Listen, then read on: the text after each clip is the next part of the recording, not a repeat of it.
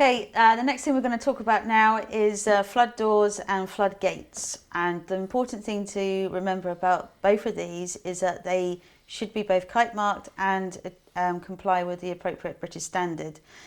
The new standard which came out in 2020 is the BS 851188 standard. And all of these products, including the barriers as well as the floodgates and flood doors, needs to have that standard.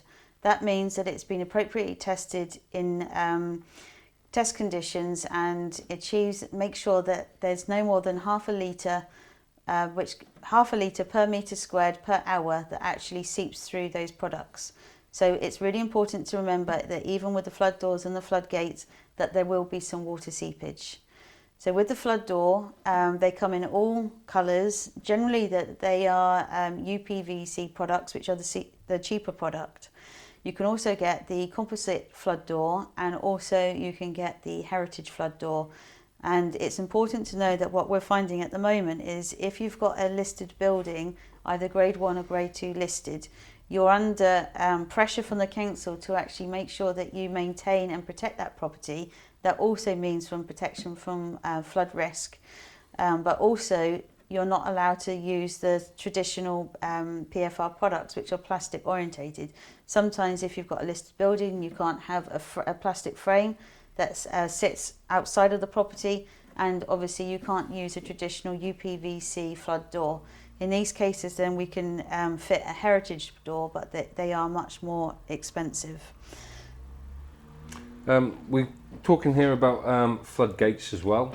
This could be on the perimeter of the property, where your two walls actually make the entrance to the property, as in your stone walls. They can actually be installed in these positions. Exactly the same scenario as a flood door.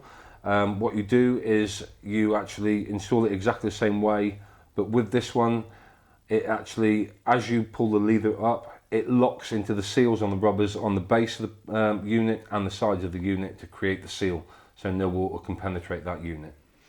One of the things which is quite important, if you are going to use the first step, which is keeping the water out along the perimeter of the boundary of your property, is if you've got guttering or anything else which comes down behind the property, if you create that water seal between yourself and the road, for example, to stop the highway water from coming onto your property, what you don't want to do is then flood your property if you've got your downpipes which are actually connected and drained down onto the ground, because of course that water can't get out through that flood door. So it's important to know you've got to look at all of the risk of flooding to the property, but the floodgate is a good way of if you can, to stop that water from coming onto the property in the first instance.